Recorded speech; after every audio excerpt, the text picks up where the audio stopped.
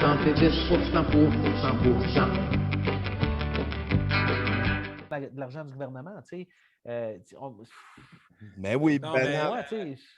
c'est pas ça. Tu sais, je veux dire, regarde, il peut monétiser ses affaires, mais la problématique, c'est, bon, par exemple, moi, je peux te dire, Martin Godet, dans une de ses émissions, il m'a traité de trou de cul. C'est faux. À partir de ce moment-là, je faux. pense pas que tu peux dire qu'il accepte. C'est totalement faux. C'est totalement faux.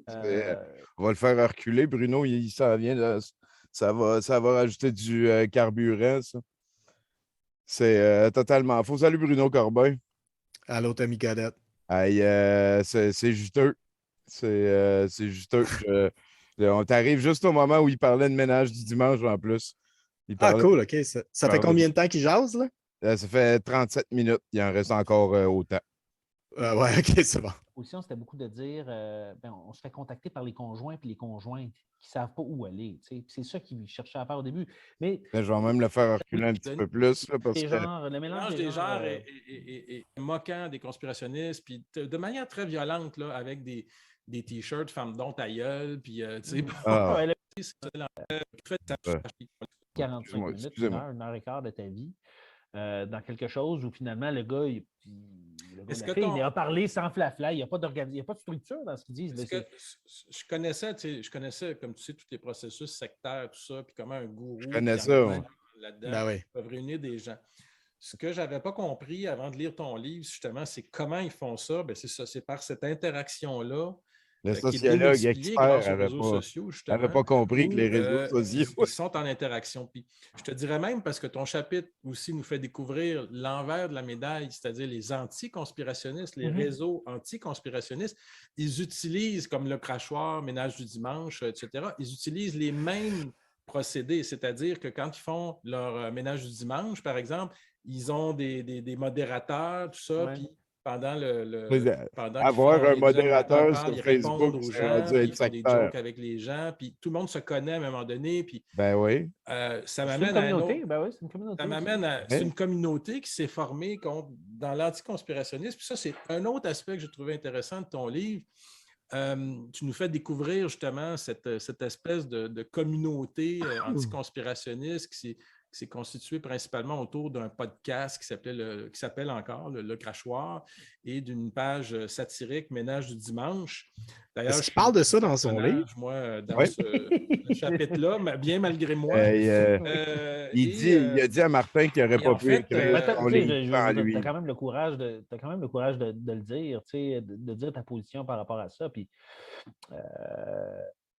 ça m'a valu autant de harcèlement en ligne que oui, Martin, je te l'ai dit tantôt. Les conspirationnistes. Toutes les personnes les anticonspirationnistes lui ont causé autant de harcèlement en ligne que les conspirationnistes à pauvre Martin, saprin-sauté Martin Geoffroy.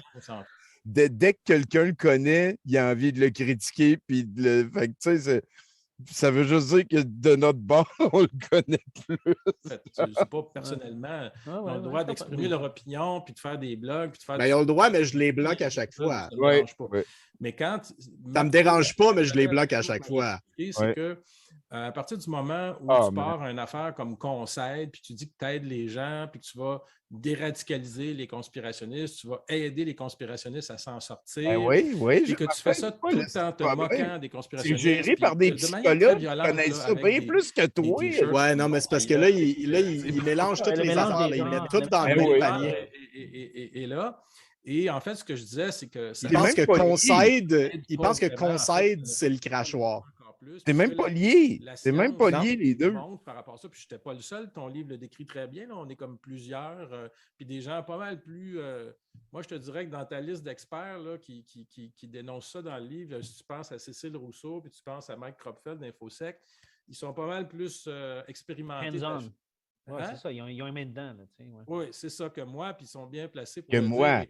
Et donc, en fait, moi, la problématique que j'ai donc avec ces réseaux-là, en fait, c'est qu'à un moment donné, ils prétendaient se substituer justement aux institutions dont la job, c'est de faire. Ils n'ont jamais fait ça. Et ils jouent beaucoup sur les Il frontières. n'y a personne. Moi, je n'ai jamais osé faire ça.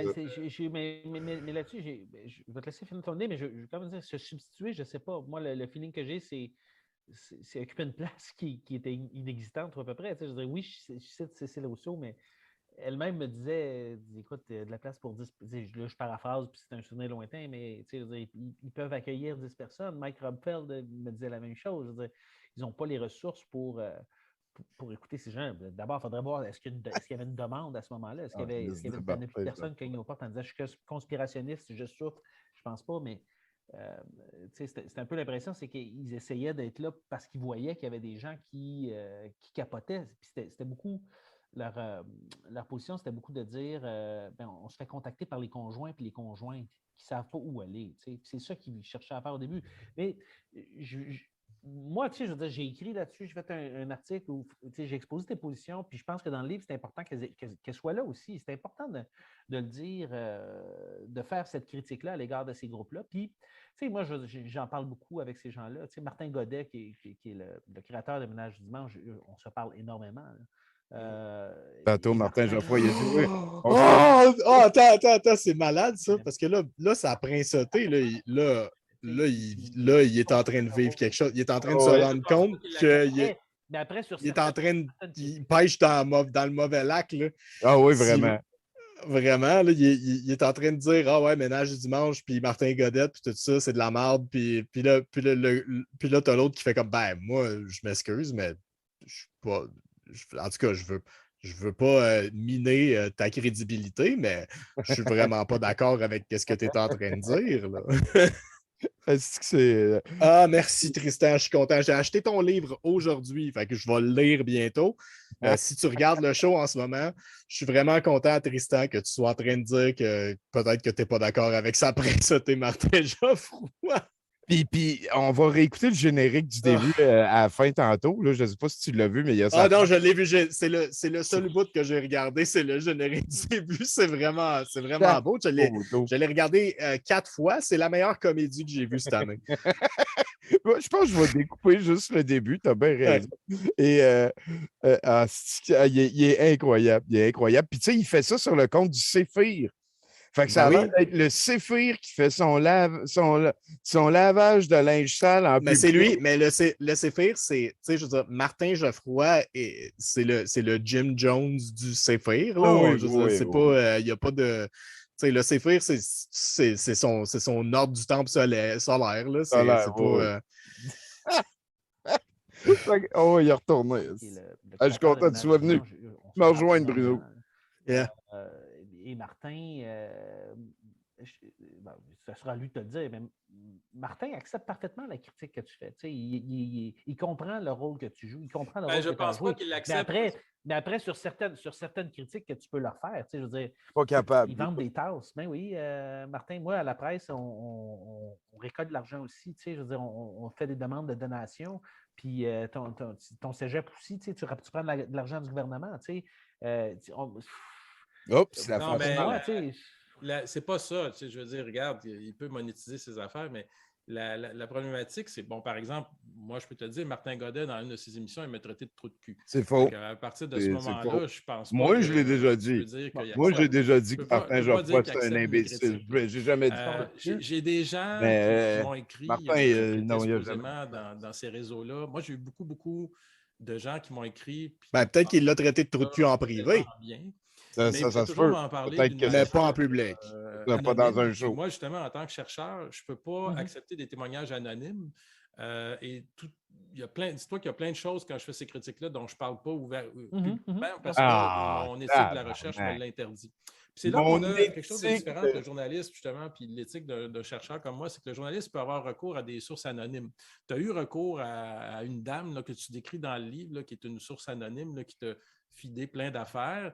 Je veux dire, c'est intéressant. Moi, je suis presque jaloux quand tu as ça parce que tu as le droit d'utiliser des sources que moi, je n'ai pas le droit d'utiliser. Moi, si j'interviewe quelqu'un pour faire une recherche, il faut qu'elle dévoile son identité. Je peux protéger son identité, mais je peux pas. Il faut qu'elle dévoile son identité à moi d'abord. Tu sais. Ben oui, mais la source journalistique aussi, il faut qu'elle dévoile son identité aux journalistes. Souvent.